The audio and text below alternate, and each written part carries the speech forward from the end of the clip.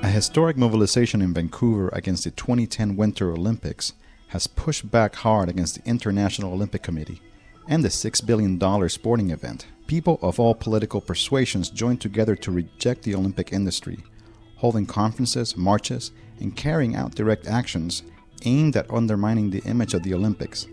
An image, critics say, obscures the negative social and environmental impacts the Games bring with them. The primary slogan of the resistance movement is "No Olympics on Stolen Native Land," referring to the immoral and illegal occupation of indigenous lands by settlers.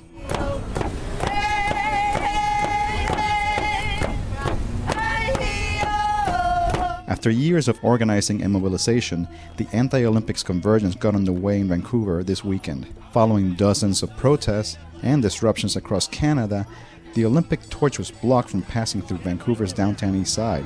2010 holds not 2010 games! 2010 holds not 2010 games! Here's Melissa Elliot of Six Nations explaining why they blocked the torch. With these 2010 Olympics, VANOC and the IOC, in partnership with Canada, is trying to create a false illusion. They're creating a false illusion that Canada is good and has positive relations with our people. But we are here to break this illusion, to tell the truth, by declaring the following.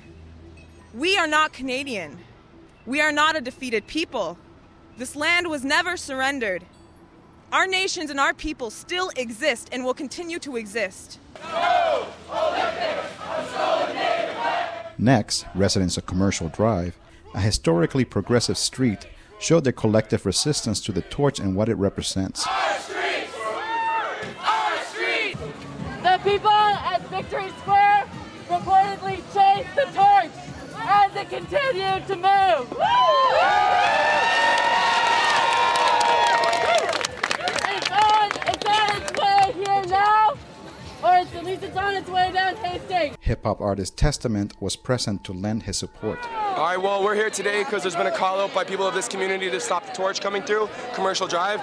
Many of my friends live in the neighborhood, so it's a great place. So we want to avoid having the Olympics come through with their bullshit RBC and their bullshit Coke propaganda, their bullshit like Canadian flags, and we want to reclaim this neighborhood. So this is what people are doing. We're taking the streets, we're taking this over, we're blocking the torch, and we're gonna stand here, we're gonna stay here, we're gonna like occupy the intersections and force them to reroute it. Even the disrupted torchbearer, Carrie Zaretnik, could empathize with protesters whose cause continued to gain support as the Games drew nearer. I think it's great for people to have free speech, and I saluted some of my friends that are there, but I'm a national team athlete, and I'm in love with the Olympics, and I think the spirit has really uplifted our country in a better way than just complaining. The torchbearer was loaded into a police car, a fitting symbol of the $1 billion spent on police, military, and private security during the Olympic Games.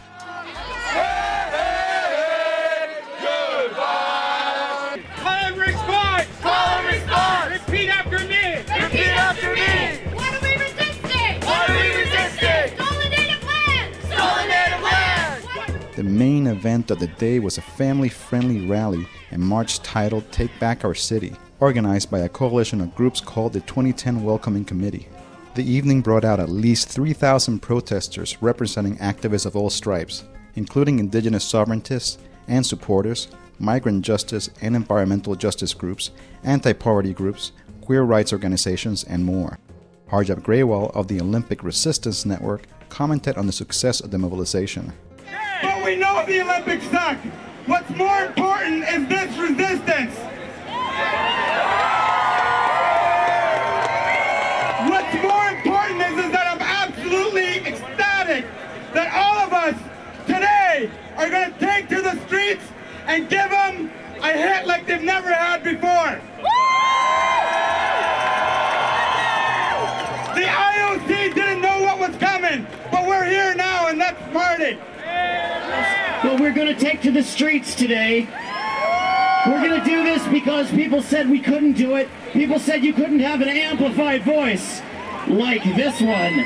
People said you couldn't have protest signs like these ones. And people said you couldn't go outside of a designated protest area. Well, the world is my designated protest area! That was Garth Mullins, an anti-Olympic organizer from Vancouver. As darkness fell, demonstrators marched towards BC Place, where the opening ceremonies for the Games were taking place.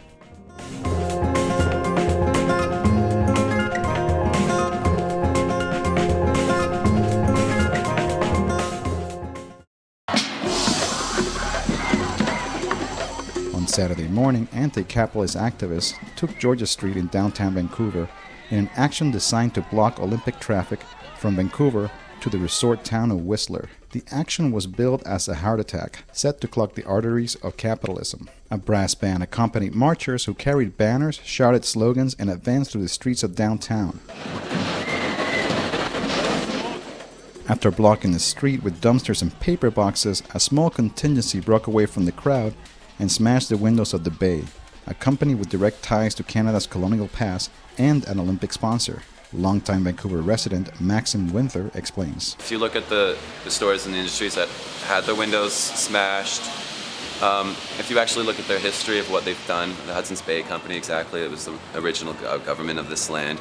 It was instrumental in bringing smallpox to the local people and, policing the fur trade and, the genocide that happened. Something like 90% of the people that lived here were taken out. And so Hudson's Bay has a hand in that. Saturday's actions were met with harsh violence coming from police, who beat demonstrators in the street, kettled another group, and arrested 13.